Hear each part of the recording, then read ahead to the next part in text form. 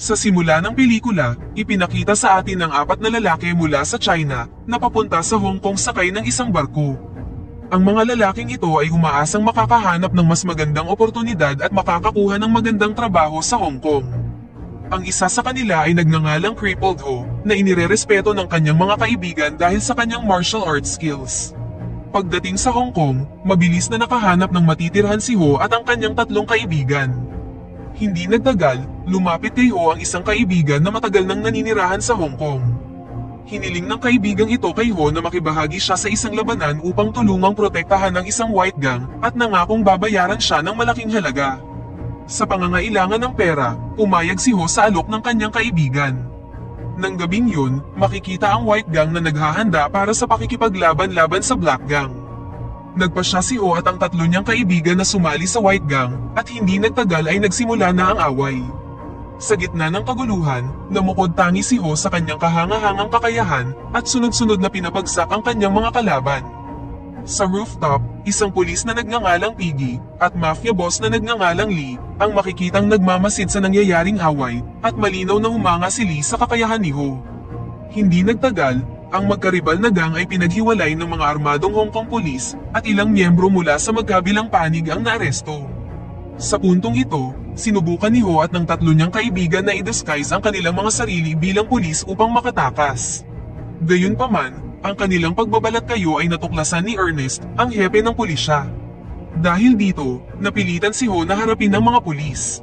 Sa gitna ng kaguluhan, napalibutan si Ho at ang kanyang mga kaibigan at kalaunan ay nahuli at dinala sila sa istasyon ng pulisya. Makalipas ang ilang sandali, dumating si Lee kasama ang isang gwardya para sa isang interogasyon. Tinanong ng gwardya si Ho kung saan siya nanggaling at ipinaliwanag naman ni Ho na nanggaling siya sa China para maghanap ng trabaho. Sa kabutihang palad, ang gwardya, na nanggaling din sa China, ay nakiramay para sa kanila at nangako siyang papalayain si Ho at ang kanyang mga kaibigan sa loob ng susunod na 8 oras. Gayunpaman, ang biglaang pagdating ni Ernest ang gumambala sa sitwasyon.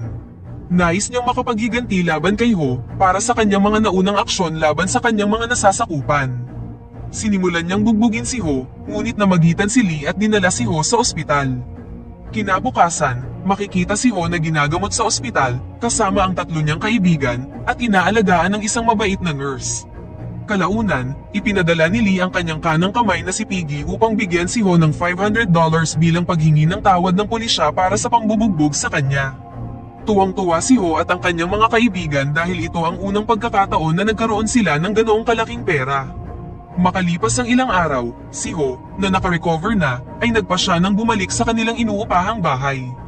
Bago bumalik, isinama niya ang kanyang tatlong kaibigan na mamili ng mga damit gamit ang perang ibinigay sa kanila ni Lee.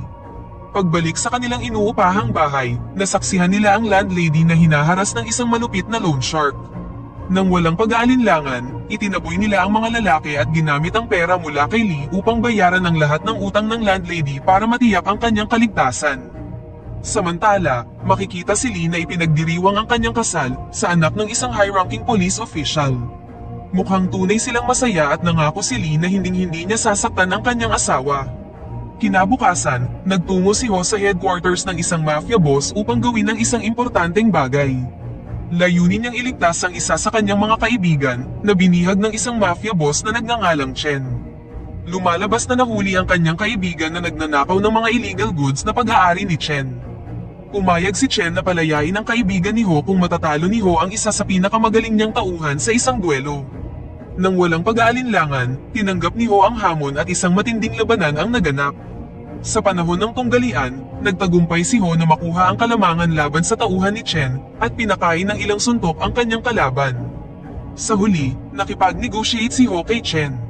Kung papayag si Ho na pasukin ang illegal goods business bilang tagapamahagi, kakalimutan ni Chen ang isyu at papalayain ang kanyang kaibigan. Dahil sa limitadong job opportunities, tinanggap na ni Ho ang alok. Sa mga sumunod na araw, si Ho at ang kanyang tatlong kaibigan ay nagsimula ng magpamahagi ng mga illegal goods sa paligid ng kanilang inuupahang bahay. Sa loob lamang ng ilang linggo, si Ho ay nakagawa ng napakaraming pera. Yumaman na siya at madalas na ginagastos ang kanyang pera sa mga bar kasama si Chen at ang kanyang mga tauhan. Makalipas ang ilang araw, bumalik si Lee mula sa kanyang honeymoon at nilapitan si Ho. Ibinunyag ni Lee ang kanyang dalawang tungkulin bilang isang pulis at pagkakasangkot sa ilegal na pangangalakal ng mga droga. Inimbitahan niya si Ho na sumama sa kanya at nangakong hahatian siya sa kikitaing pera. Nang matukso sa potensyal para sa mas malaking kita, sumang-ayon si Ho at handa siyang iwan na si Chen. Samantala, isang grupo ng mga Chinese migrants ang sumakay sa isang ilegal na barko na papunta sa Hong Kong. Kasama sa kanila ang asawa at anak ni Ho na nais na muling makasama si Ho sa Hong Kong. Gayunpaman, ang kanilang barko ay naharang ng Hong Kong Police na pinamumunuan ni Ernest para sa isang immigration raid. Sa takot na ma-deport, lahat ng mga migranteng Chino ay nagtago sa ilalim ng barko.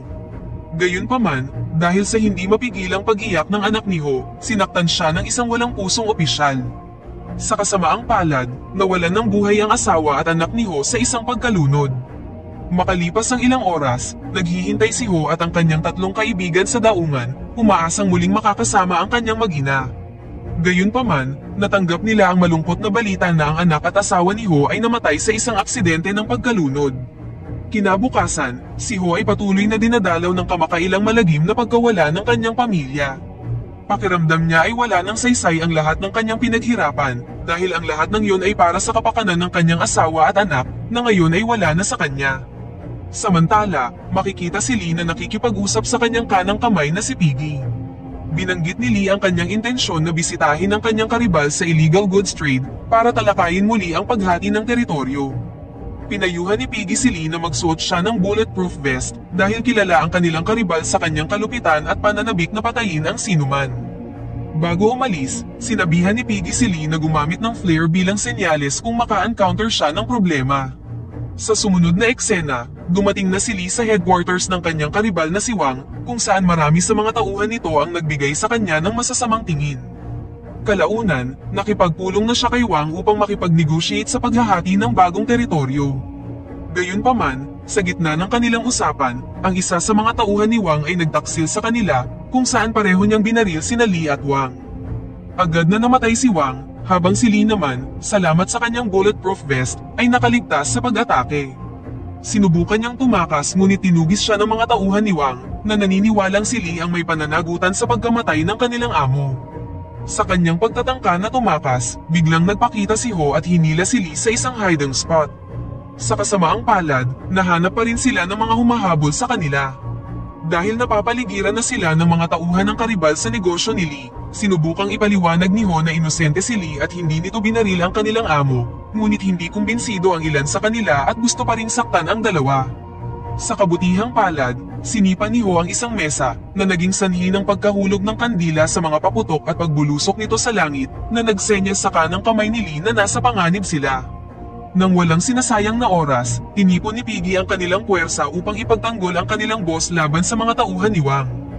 Matapos dalhin ni Ho si Lee sa isang ligtas na lugar, agad siyang bumalik upang tulungan si Piggy sa pagharap sa napakaraming kalaban. Sa gitna ng labanan, si Ho, na napalibutan at pinagtulungan ng napakaraming kalaban, ay natalo kalaunan at ginawang kanilang bihag. Pagkatapos ay dinala siya upang iharap sa kanilang bagong amo. Lumalabas na si Chen, ang mafia boss, ang nag-orkestra sa buong sitwasyon kung saan sinet up niya si Lee upang makipag-away sa kanyang karibal sa negosyo. Hindi siya nasisiyahan sa pagpapalawak ng kanilang negosyo at determinado siyang itigil ito. Nang hindi nagpapakita ng awa, pinahirapan ni Chen si Ho at nakita siya bilang isang traidor. Makalipas ang ilang araw, makikita si Ho na nagpapagaling sa ospital at ang mga sugat sa kanyang binti ay resulta ng pag-torture na ginawa ni Chen. Samantala, inaresto si Chen ng mga kasamahan ni Lee sa puwersa ng pulisya. Matapos ang ilang araw na pagpapagamot, nagsumikap si Ho na i-rehabilitate ang kanyang binti hanggang sa ideklara siyang ganap ng magaling ng mga doktor. Sa sumunod na araw, ipinagpatuloy ni Ho ang kanyang negosyo. Sa pagkakataong ito, marami na siyang subordinate salamat sa pakikipag-alyansa ni Lee. Mas lumawak pa ang kanilang negosyo at si Ho ngayon ay yumaman na ng husto. Makalipas ang ilang linggo, nagpa siya si Ho na pakasalan ng nurse na minsang nag-alaga sa kanya dahil gusto na niyang mag-move on sa pagkawala ng dati niyang asawa. Pagkatapos ng kanilang honeymoon, nakipagkita si Ho sa kanyang partner na si Lee. Sa kanilang pag-uusap, sinabi ni Lee kay Ho na malaya niyang magagawa ang kahit na ano, basta't hindi niya papakialaman si Ernest, ang hepe ng pulisya, dahil maaari siyang maging banta sa kanilang negosyo. Sa kabilang banda, makikita si Chen na pinakawalan ni Ernest.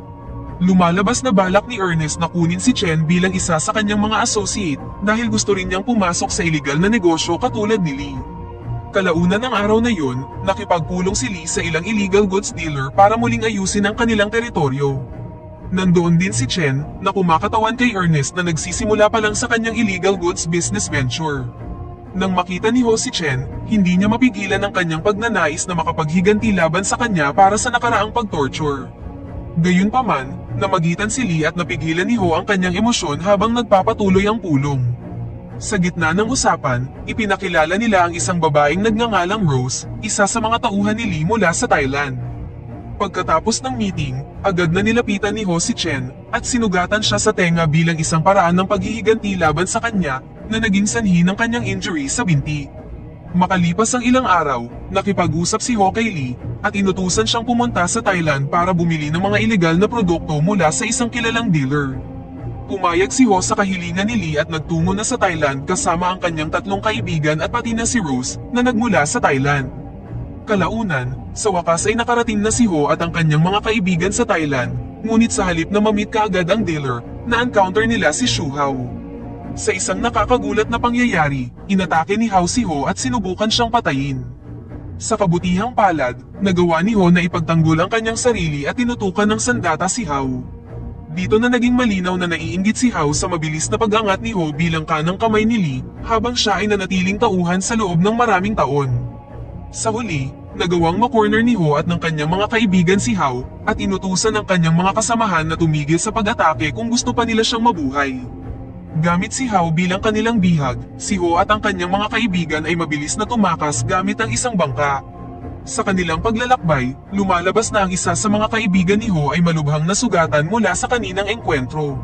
Sa kasamaang palad, pumanaw ang lalaki dahil sa labis na pagdurugo. Pagkatapos nito, inilibing ni Ho ang kanyang kaibigan sa tabi ni Hao, na bihag pa rin nila. Makalipas ang ilang sandali, nagtungo na si Ho at ang kanyang mga kaibigan sa headquarters ng illegal goods dealer. Noong una, inalok ng dealer ang presyong $6,000 kada kilo, ngunit nakipagtawaran si Ho at nagawang maibaba ito sa $3,000. Dahil dito, nagalit ang dealer at pinagbantaan si Ho. Gayunpaman, kumilos si Rose sa pamamagitan ng pag-play ng recorded audio at pagpapakita ng larawan ng dinukot na asawa at anak ng dealer sa Thailand. Dahil sa takot para sa kanilang kaligtasan, pumayag na ang dealer na ibenta ang mga ilegal na produkto sa halagang $3,000 kada kilo. Lumipat ang eksena sa isang bar sa Hong Kong kung saan ipinakilala sa atin ang nakababatang kapatid ni Ho na nag-i-struggle sa drug addiction. Inalok siya ni Chen ng libreng ilegal na droga, ngunit dapat niya munang inumin ang ihi ng kanyang boss na si Ernest. Gayunpaman, tumanggi ang nakababatang kapatid ni Ho at itinapon ang ihi kay Ernest na humantong kay Ernest na walang awa siyang bugbugin. Pagkabalik mula sa Thailand, nagmamadaling nagtungo si Ho sa ospital nang mabalitaan ang kalagayan ng kanyang nakababatang kapatid. Nang makita ang kapatid sa ganoong kalagayan, nakatitiyak si Ho na sina Ernest at Chen ang may pananagutan nito. Sa sobrang galit, nagpasya siyang harapin ang dalawa, ngunit pinigilan siya ni Lee at pinayuhan siyang pag-isipan ito ng mabuti. Dahil sa interbensyon ni Lee, kumalma ang emosyon ni Ho at napigilan ang sarili sa pag-atake kina Ernest at Chen. Makalipas ang ilang araw, inimbitahan ni Lee si Ho para sa isang bakasyon sa ibang bansa na may pangakong sasagutin ang lahat ng mga gastusin. Gayunpaman, tumanggi si Ho at binanggit na kailangan niyang asikasuhin ang kanilang negosyo. Nang marinig ito, naunawaan ni Lee ang sitwasyon at pumunta na sa bakasyon kasama ang kanyang asawa. Nang gabing yun, hiniling ni Ho sa kanyang asawa na umalis ng bansa dahil balak niyang maghiganti kina Ernest at Chen. Lumalabas na tinanggihan niya ang alok ni Lee dahil matagal na niyang pinagplanuhan ang araw na ito. Pagkaalis ng kanyang asawa, inilunsad ni Ho ang isang pag-atake kay Ernest na sa sandaling yun ay nasa isang sasakyan kasama ang ilang mga associate. Malapit na sanang tapusin ni Ho si Ernest nang dumating ang mas marami pang tauhan ng tiwaling hepe at sinimulang atakihin si Ho. Dahil sa dami ng kanilang bilang, nagpasya si Ho at ang kanyang dalawang kaibigan na tumakas sakay ng kanilang sasakyan. Gayunpaman, biglang binangga ni Chen ang kanilang sasakyan, dahilan para tumagilid ito. Sa sandaling yun, inutusan ni Ho ang kanyang dalawang kaibigan na umalis, habang siya naman ay magpapaiwan para harapin sina Chen at Ernest. Nang walang sinasayang na oras, pinaulanan ni Ho si Chen ng maraming bala, at kalaunan ay nagawa siyang makorner. Sa kabilang banda, biglang dumating si Lee kasama ang kanyang mga pulis para alalayan si Ho. Bumalik siya mula sa bakasyon nang malaman nakaharap ni Ho sina Ernest at Chen at inutusan niya ang kanyang mga opisyal na idispatcha ang mga naroroong tauhan ni Ernest. Bumalik ang eksena kay Ho na nalok sa isang gunfight sa police chief. Sa isang tense na sandali, nagawang makorner ni Ernest si Ho, handa nang hilahin ang gatilyo. Nang tila katapusan na ni Ho, dumating ang isa sa kanyang mga kaibigan at isinakripisyo ang sarili para takpan si Ho. Nang masaksihan ang pagkamatay ng kanyang kaibigan, nabalot si Ho ng galit at determinasyon at bumangon upang tugisin si Ernest. Sa huli, naabutan ni Ho si Ernest at nagawa siyang makorner. Nang papatayin na sana niya ang tiwaling pulis, biglang dumating si Lee at pinakiusapan si Ho na huwag patayin si Ernest. Ngunit sa pagkakataong ito, ayaw ni Ho na makinig sa mga salita ni Lee dahil ang lahat ng ito ay tungkol sa paghihiganti. Sa huli, pinatay ni Ho si Ernest gamit ang ilang shot. Bilang consequence sa insidenteng ito, inaresto si Ho at sinentensyahan ng 30 taon sa bilangguan, habang si Lee naman ay hindi napatunayang nagkasala, nang mga tuwiran siyang sinusubukan niya lamang kontrolin ang nangyayaring kaguluhan. Makalipas ang 30 taon, ipinakita sa atin si Ho nakakalabas lang sa kulungan, at ngayon ay matanda na siya. Pagkatapos ay nakipag-ugnayan si Ho kay Lee upang tanungin kung kamusta na siya, na sumagot namang kailangan nilang magkita, at dito na nagtatapos ang pelikula. Pakipindot naman ang like button kung nagustuhan mo ang pelikula at kung hindi naman, pindutin mo ng 2 beses ang dislike button para lang makasiguro